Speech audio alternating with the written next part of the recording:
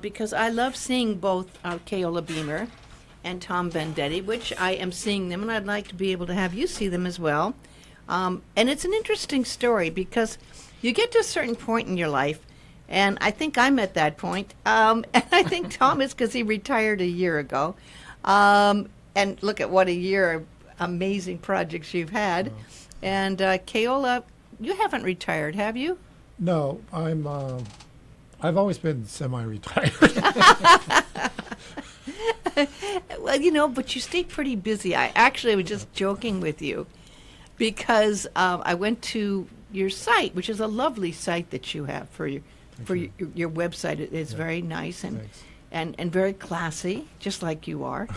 And that website is kbeamer.com. Yeah, kbeamer.com. Right. But then I looked and went to a little more on your background. I went to Wikipedia.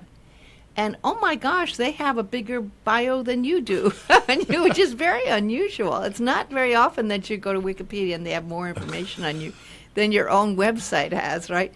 But, I mean, I didn't realize on there it goes back into your history. It starts with your history going back to the 1500s and Kamehameha. And what a big burden is that to carry? I mean, it really goes way, way back in your roots. Yeah, actually, our family traces its roots back to the 13th century and even further than that. So Wow. It's pretty incredible genealogy. Have you ever gone and checked the whole genealogy out and been able to track that? I'm not the genealogy guy in our family, but we do have those people that that is their kuleana, that's their area of responsibility. So they do, but I've always just tried to sort of be really respectful about it, and also very grateful for the ancestors that came before us and the journey that they took so that we're actually in the world today. Well, it kind of is interesting as more and more people are getting fascinated with genealogy, what they're finding out, and to trace it back to the 1300s, because a lot of that was more oral tradition than written tradition, wasn't it? That's the thing with Hawaii's culture. We were an oral tradition, and our genealogy came through chants. That's how we communicated our land boundaries, our genealogy, our science. All that was in the form of chants. So there's, when people ask for paper, no can. This is before formal language existed, which was introduced by the missionaries, in Hawaii. So it's kind of requires a deep understanding of the culture and the language in order to fathom that stuff, which is passed down through the generations, etc. to where we are today. So every time we lose a kupuna in Hawaii, we literally lose a library, right? Wow. But with your even recent history, with your mother, Auntie Nona, and all the other lovely, beautiful, powerful, there's been some powerful women in your family, haven't there? Yes, Some very powerful absolutely. women. They were able, I'm sure a lot of them did carry it from family to family, that a lot of that was probably handed down since it was such a powerful history. Yes, the women in our family, very, very strong, very intelligent women, that kind of, they knew their path in the world, and they were, unashamed and forward and loving at the same time. So I'm graced to have ancestors that the female ancestors that were just so strong. One of the main ones was Princess Manono, who was the beloved wife of the High Chief Kekuaokalani in Hawaii Island. And she was a very significant figure in the last battle fought in Hawaii, where the monarchists fought the traditionalists, and her Manono and her husband were traditional. And then the monarchists wanted to change the Hawaiian religious system. So the last big battle fought in Hawaii was at this place called Kuamo'o, battlefield on Hawaii Island. And so that's where I worked with the Trust for Public Land to purchase that from the owner and then put that area, about 46 acres on the coast of Hawaii Island, into a perpetual easement for preservation. of the grave sites of our ancestors, and the beautiful Mo'olelo, a story of Kumo'o, will be undisturbed forever. How amazing. Yeah. When you go there, do you feel their spirit? Can you feel the spirit of the ancestors in certain places where you go and go back Yes. to those roots? You know, just talking about with you gives me goosebumps, or chicken skin, as we say. Yeah.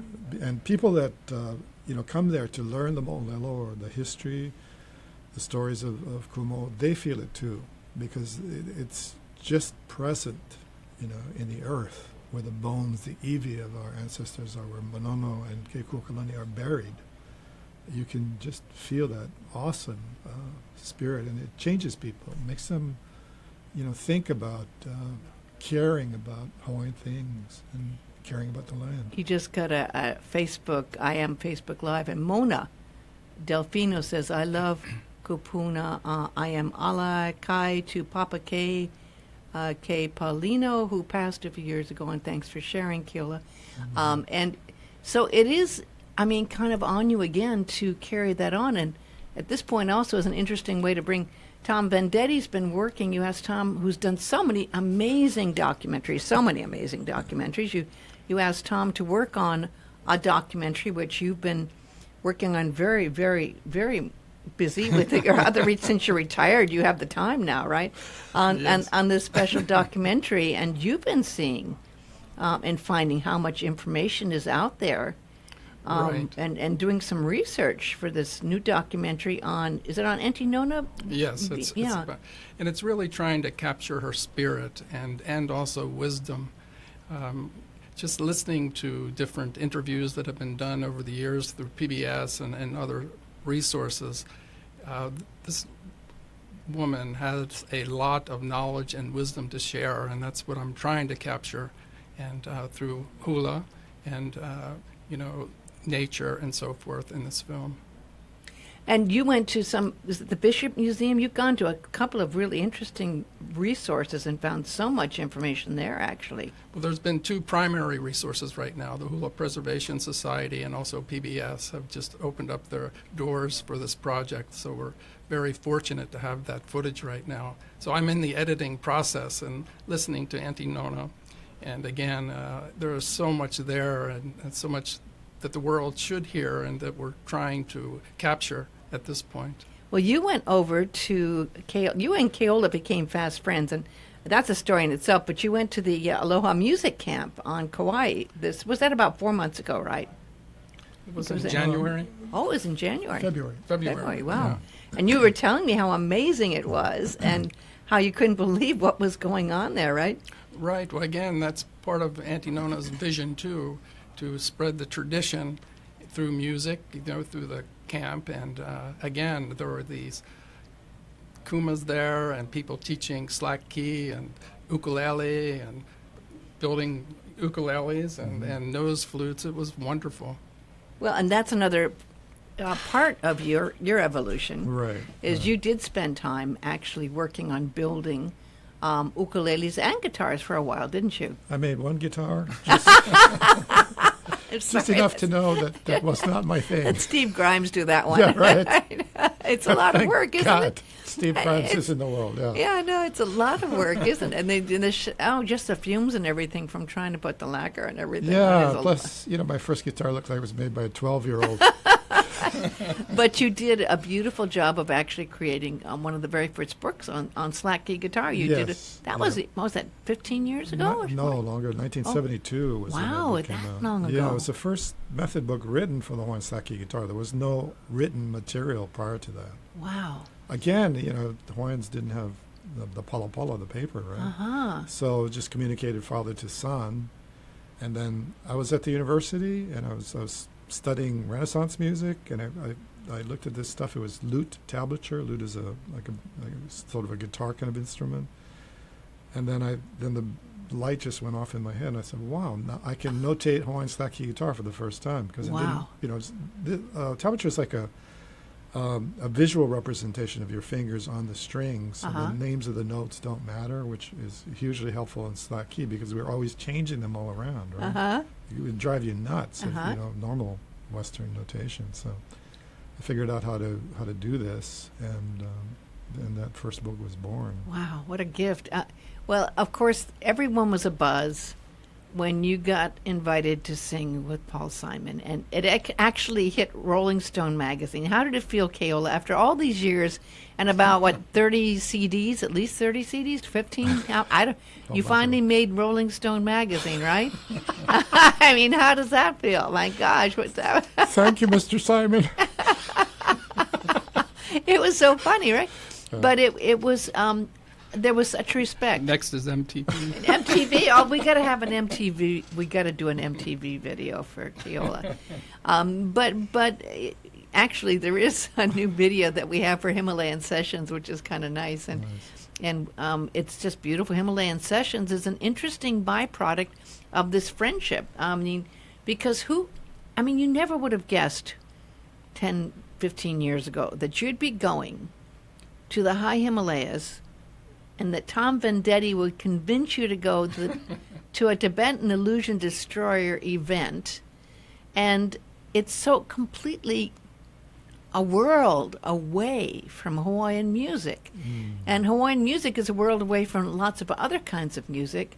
And so it's like this expanded world that is not your typical songs. It's not your typical music. And it's kind of, because I've been listening to Himalayan Sessions a lot, and I'm sure you listen to it a lot, Tom, too. Right. And I know Christopher Hedge, who is going to call and listen to it a lot, too. And it's more creating a world, an energy, a vibration, a tone, a frequency than it is like a song that you'd sing or anything. And it's also longer. Did you find that when you were in the studios there that it was not like a typical format to try to do studio work? Right. And, music is different all over the world, right? I mean, one time I did a collaboration in Amsterdam with a, gamelan orchestra. Now, those guys smoke the ganji, and then they start playing, and you never know, where it's going to go. Gamelan in Amsterdam's interesting anyway, because that's really from some Bali, isn't it? Bali and yes, yeah. And so, it was, somehow we found a nice commonality and, made this thing work. But you really got to go into these experiences with an open heart and your skill set, of course, but not with a lot of preconceived notions. See where it takes you. And then follow it there. So it's a completely different style of music than Hawaiian music. Yeah. And as interesting, for sure. Some of their percussion is incredible, and of course the instruments are awesome. How many people were in that studio session of Himalayan Sessions? Seven. Were there about 7 people Right. there in the studio? And what was really interesting to me, it was like a meditation, and they got into this group, which was influenced by Buddhism, I believe, because of the, it's very prevalent in that part of the world. So that was a big influence, too, in terms of the way it was perceived and the way I think the music was influenced. Well, I created a website, HimalayanSessions.com, and you can see the video there. There's also, I have to thank John Woodhouse did an amazing article that was really powerful about this. And he wrote a very long article, and I can understand why, because to try to put your head around what this is and to try to describe it, it's like trying to describe that elephant to the blind man, right? Everyone thinking and working with it might be something else. People may think, well, Keola Beamer, one thing. They may think Paul Horn, one thing, and they might think Christopher Hedge, one thing. But it's all that, but it's more than that, right? You put it all together, and with Tom Vendetti's influence and everything, like you say, it's a meditation. And then when you add on the Dalai Lama, which is on the CD, with that, then you have his wonderful energy. His words are simple. I mean, the message is always happiness. But he also says something beautiful, which I think you have experienced, both of you. You can't limit human potential. No limitations on human potential is one of the things he said. You were there when you did that interview, right? Yes, that's correct. And again, we're talking about Nona Beamer and Dalai Lama. Those people and that wisdom is what we're trying to capture in our work at this point. At least I am. And when you're in it, it's not like all you can do is, as you mentioned, kind of way I'm getting is that you just have to be present. Right. There in that moment. You can't go in, I don't think, with the preconceived. Just like you can't go on a trip with a preconceived, because when you go in that situation, it's kind of hard to imagine, right? Well, speaking of preconceived, so we had to journey up to the Chiwang Monastery with Tom. So Tom told me, it's quite a hike and try to get in shape and stuff. So I tried. Oh, you actually did try to get in shape for that? Yeah, but in my mind, I saw myself walking up this beautiful side of the cliff and stopping and enjoying the view, ambling, and talking to the people, and being, my normal ambassador of aloha self. Instead, I was struggling. Just one more foot forward. I can do it. I know the feeling. I went to Tibet. I'd never had a harder journey. I went to Tibet with Tom and the group in '97, and I'd never been sicker in my life. And it was so. But I'm so glad I did. But it isn't like you imagine at all. Just as you say, right? It was when Keola asked the Sherpa to carry his toothbrush. They're so sweet, and first I give him my water bottle, and then I give him, then I finally give him my wallet. Anything to lighten the load. And that's what you call traveling light. You just take anything, Yeah. I know it's interesting, but in a way that is, and I had to think and meditate on what my experience in Tibet and going to both Kathmandu and into Lhasa and everything was about. And a lot of it was just exactly what you experienced in the Tibetan Illusion Destroyer. It's taking all that stuff away. In a strange way, you're left with just almost just bare naked, nothing, just what you are, right? Yeah. Take my clothes too, take anything, take my shit. I don't want anything more to carry, right? Right, yeah. That's an interesting analog, absolutely. And so then when you get there, it's then something you're open, I guess, at that point to receive whatever you're supposed to receive. You'd probably never seen anything like that Tibetan Illusion Destroyer. Nope, completely ceremony. Yeah, completely different and fascinating. And Cindy, Tom and I are about the same age, and so when you're young, it's all about accomplishment and trying to get stuff done, and then you go through that, then you get a little bit older, and it's kind of about meaning. You want to do stuff that's meaningful in your life because you're coming up towards the sunset of it, and then what's that going to be? So you transform your life into trying to do more meaningful things. And I'm so glad you said that, because of course I've been reflecting on that a lot at 30 years and doing the radio thing here and stuff. Oh, I thought you meant 30 years old. You got to work it out. It's interesting is you think sometimes people have their idea of what retirement is. I think Tom's a living example that it's not what you might think. This redefining retirement is a lot of what's going on with baby boomers, I think, And I don't know if you've ever worked hard in your life. How many trips have you taken, Tom, in the last year of retirement? Quite a few. Quite a few. But again, when I, talk about retirement, I'm retired from the 40-hour work week grind. And at this stage, I take on things that I believe in, like Keola was, inferring. So it's just more on my terms now, which is liberating. Yeah. Yes. And Tom came to me, it was back in, I think April or May. You gave me the CD from the soundtrack of the Tibetan Illusion Destroyer. Right, the music. And you just had burned it on your CD, and you said, will you listen to this and will you decide if you think it's worth making into a CD? Right. And I listen to a lot of music. I mean, it takes, I was just thinking, I think there's not a day that doesn't go by with me out. I usually listen to about 12 hours of music a day, 10 hours. I'm listening to music all the time. Wow. But I listened to it, and I said, yeah, absolutely. This is worth doing, And again, it's not like your typical music CD you heard. But then again, I've seen all your work, Tom, and I knew you had done the interview with the Dalai Lama. Right. And I said, but, some people out there, Tom, I know it's hard for us to believe, but some people do not know who Paul Horn is. Even though we love Paul Horn, you were really close friends, and Christopher Hedge was. And you got to meet Paul Horn a few times, yes, didn't you? Yeah. And but some people don't know. A lot more people know who Keola Beamer is here in a way, but a lot of people in the world may not know who Keola Beamer is, although now he's been in the Rolling Stone. I think everyone in the world knows who Keola Beamer is. Thank you, Mr. Simon. But everyone knows who the Dalai Lama is. And so to be able to mix the Dalai Lama in with that amazing music you had was the gift that Christopher Hedge brought to this thing.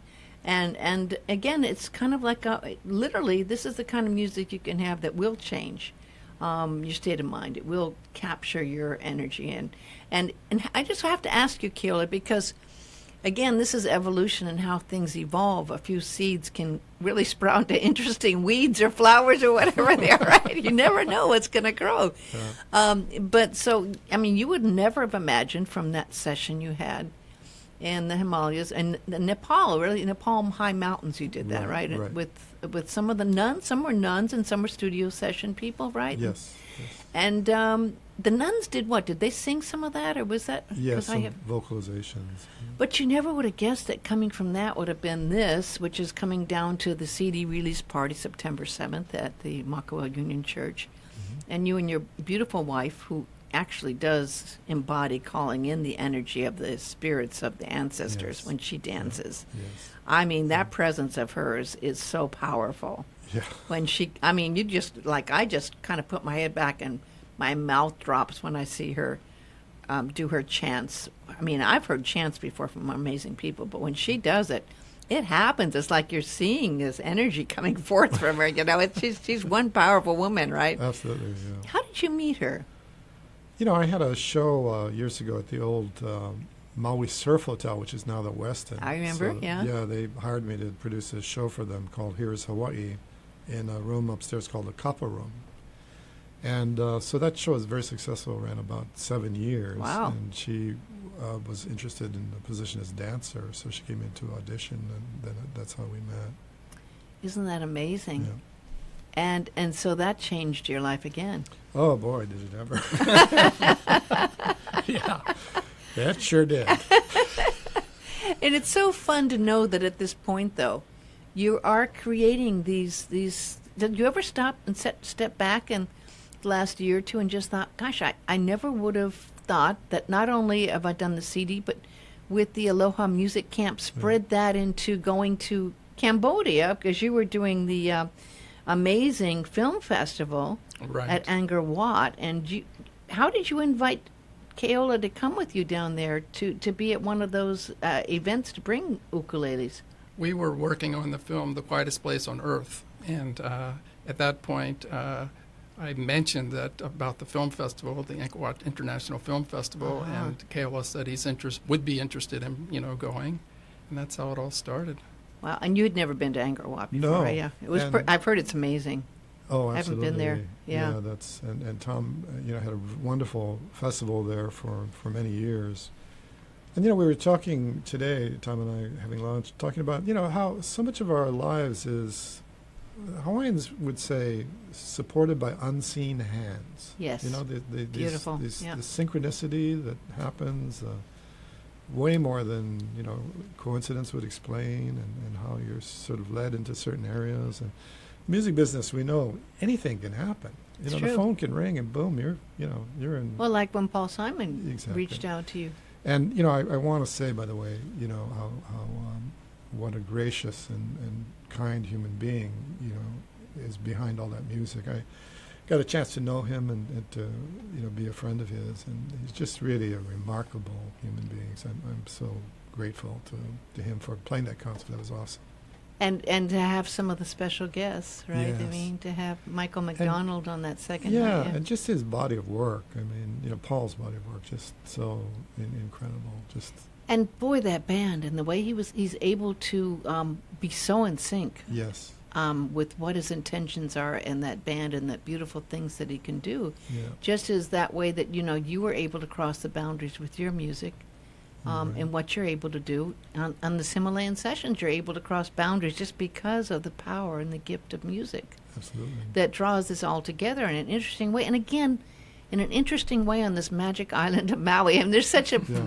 I mean, I was just so grateful. I went to see Willie Nelson and Lucas and also a great musician I had heard about, Tabana. And Micah. And... again, I just going, this is amazing. Paul Simon one week and then seeing the Nelson family here. And something, magical happening like that right here in the small island of Maui, it's pretty amazing. That these things happen.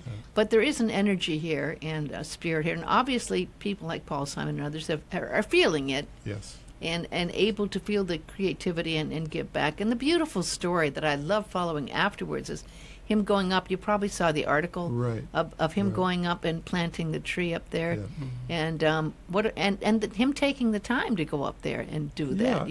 And let's remember supporting the nonprofits with those huge, donations from the funds of the shows. That gives our nonprofits a huge leg up. Yeah. Nonprofits always need funding. That's they true. work so hard for so little. Sometimes I know because we have one for Kuamo'o. And otherwise known as also that nonprofit, the Aloha Music Camp. No, that's a different one. Oh, okay. Kuamo'o is called Aloha Kuamo'o Aina. Oh, okay. So we have two. Oh, you have the two. Yeah. Oh, okay. And so when you started going back to the amazing trip to Angkor Wat in Cambodia, you brought ukuleles. Right. And I remember when that was going on. There was a little bit of a, how do we get ukuleles, and let's gather some ukuleles to get down there, right? Also to get them down safely there and to get them out. That was a bit of a scramble, wasn't it?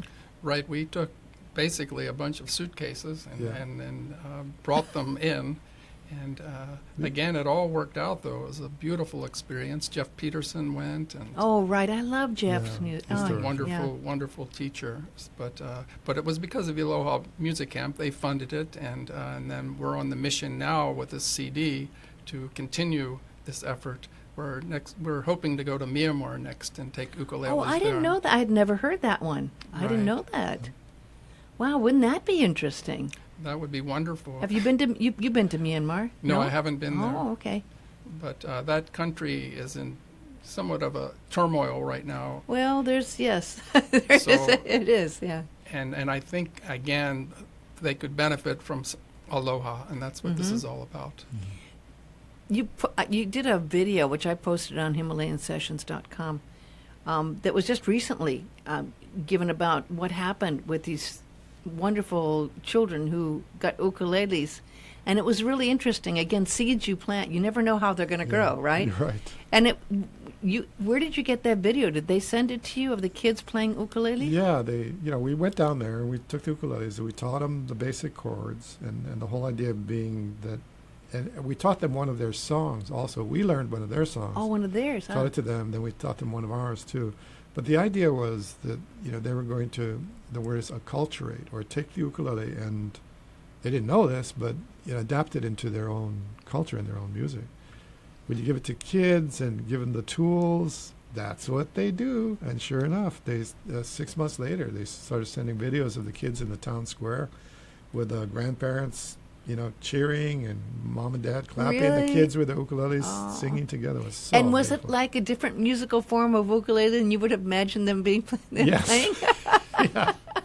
And they had little stickers on their ukuleles. It was all in Cambodian. I don't know what they were about, but it's kids, right? And they were just happy and joyful with their families, and it was a big change from when we first went to Cambodia. Some of those underprivileged communities were pretty grim, so it's nice to see that light.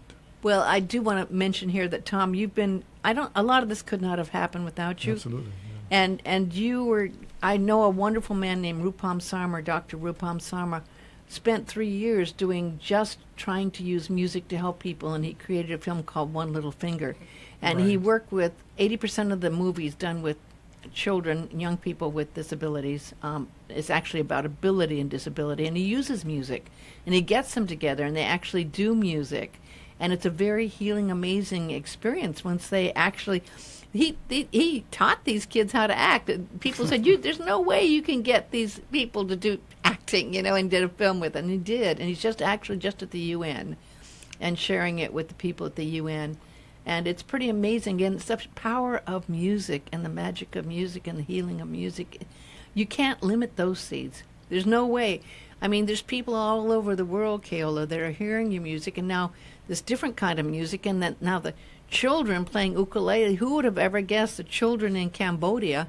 I think that's Christopher Hedge calling in. So I'm going to finish my Facebook thing because I don't want to miss this. Hello, is this Christopher? Yes, it is, Cindy. Hi, Christopher. I'm here with Keola and Tom.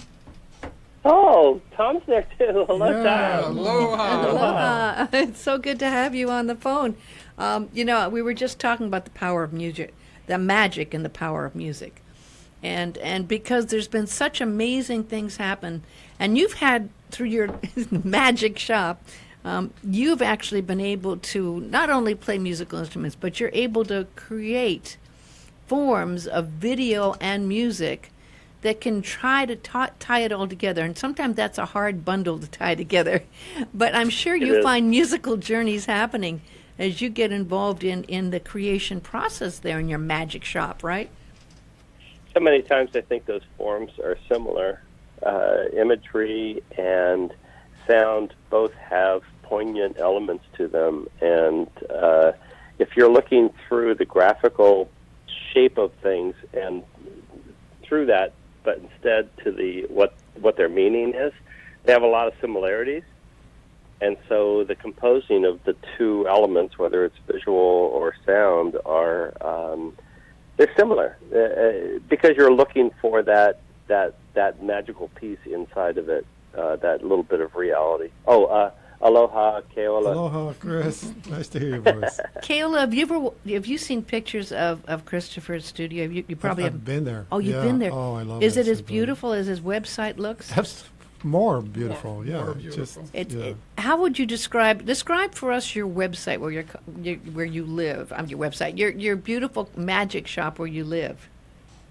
Well, it's very inspiring. It's a building made by an artist named Michael Powers. And Michael built these buildings on a ceremonial ground where it's been celebrated for 1,000 years with the Ohlone Indians and people that were there. It's a little place where the Medio Creek meets the ocean. And he was very sensitive to that sort of thing. And he built his property along the lines of his Scandinavian grandfather, and so it's all made of driftwood and sculptures. Oh my and plants, gosh! And there's no round corners and there's no sharp edges. Everything is natural and stone. And when I was a 24-year-old kid, I wandered onto that property, and there was a little place for rent, and I built my first studio there. Wow. And then as time went on, I had studios in San Francisco, but it was such a pleasure to go back there and build this little studio in one of his spaces. It is. People can go to your website, and there's this lovely picture there. What's your website, Christopher? Oh, it's ChristopherHedge.com. And I have to ask you this question because I've been pondering it a lot, and I think Tom must have this issue a lot too. Music there's a right brain, left brain, but when you get into computers and you get into editing, it's really, for me, sometimes difficult to combine that thought that you have with editing and tie it in with the other free-flowing magic that happens with music. It's trying to rein in this muse that is like this uncontrollable angel that you can't bring to earth. So how do you do that? I would almost toss that off to Keola. How do you handle the guitar, right? Because an instrument is an instrument, and you learn the mechanics of it. And Paul Horn had a great saying that I live by, and he said, you master your instrument, whatever it is, and then you're free.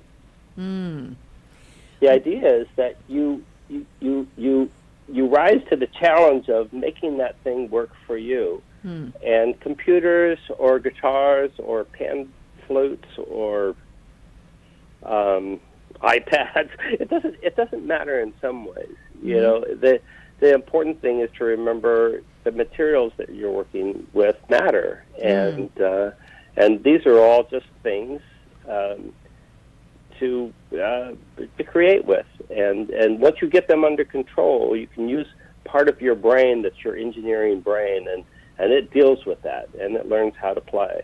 And then that discipline allows you to be free once you've mastered it.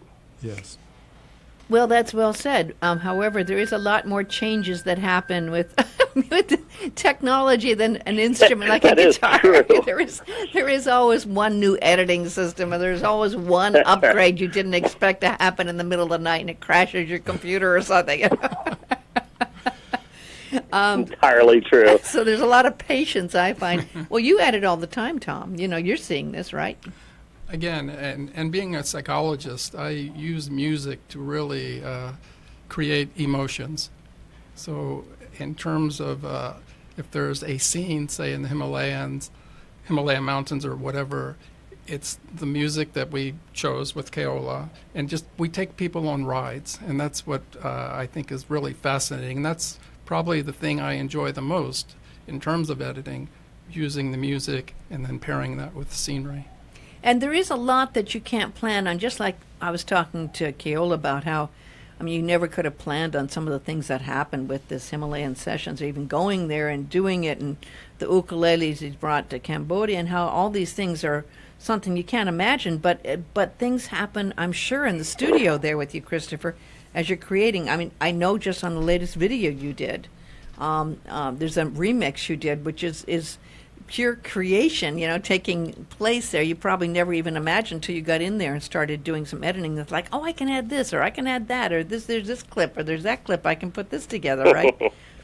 I really do love the idea of the remix, because there's this young character, Brian Sanchetta from San Diego, and he grew up in reggae, but in electronics, and he's a young guy, and it has so much flow to it, and so much spirit to it, and so remixers do these things because they love the music, and then Sammy Joy, this young singer, came into it, and it's mostly inspired by this beautiful melody that Keola had in processions, in this one piece, and this beautiful singing, and this beautiful flute. I believe the flute is maybe I Sing Lama.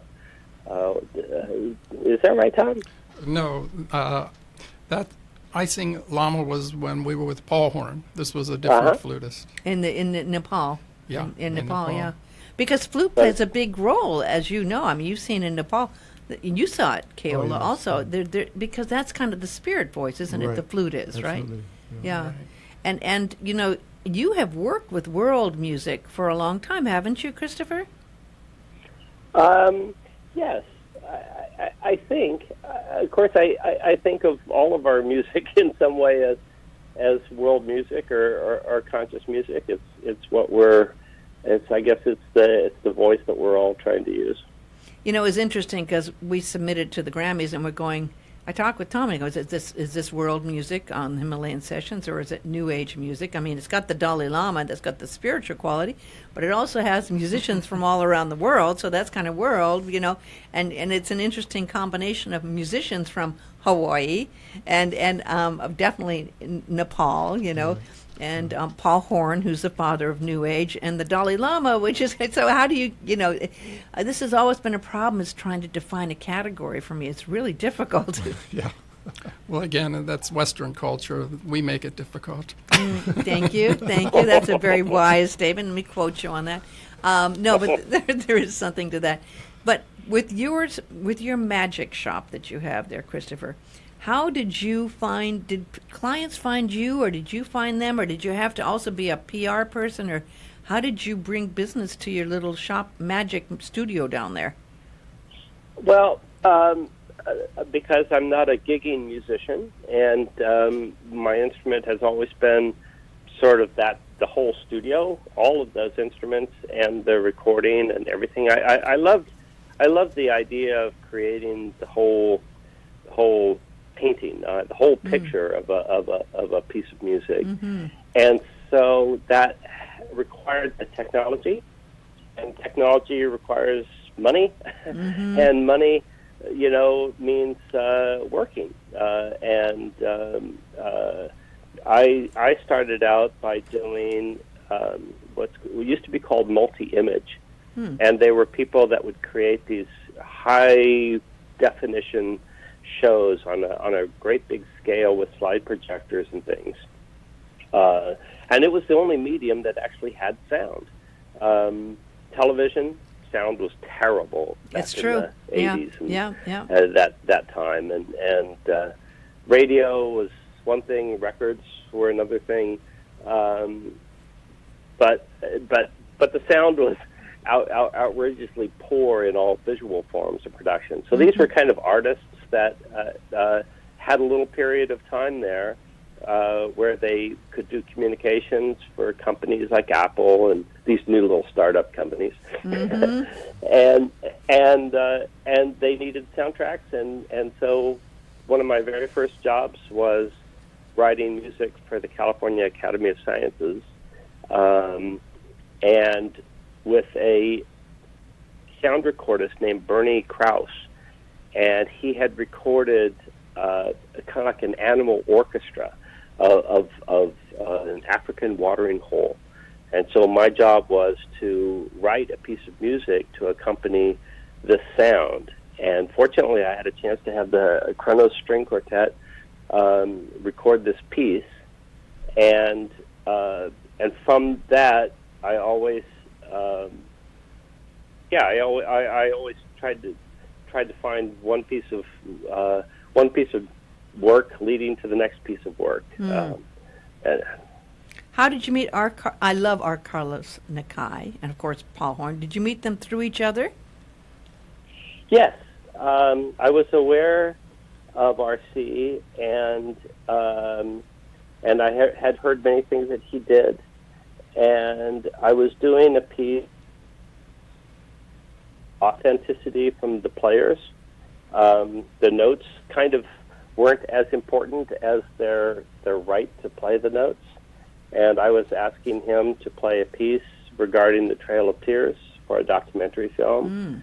And even though he's Navajo and not Cherokee, I still felt that he was a preeminent voice and that he would understand the traditions of playing.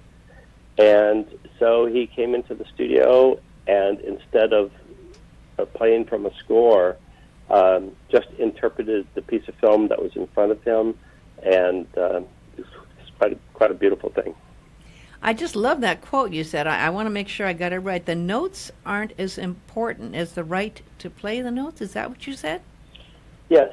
Yeah, I believe that he had it in his DNA, the right to speak to millions and millions and millions of people that would see this documentary. He had the right to improvise the notes, as Paul has had the right. And Keola, I think Keola, with his, we were talking about his genealogy and that background, and I think there's definitely that in you as well, and I never even thought of combining that with what he's talking about there.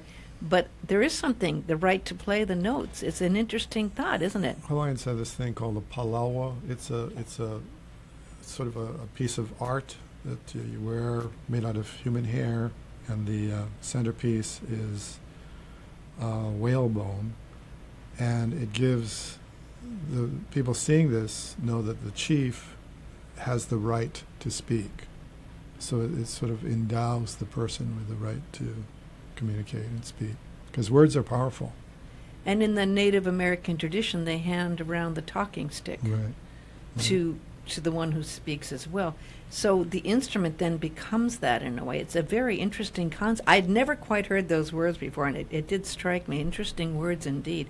How did you meet Neil Young and work with Neil Young and then Crosby, Stills, Nash and Young, Christopher?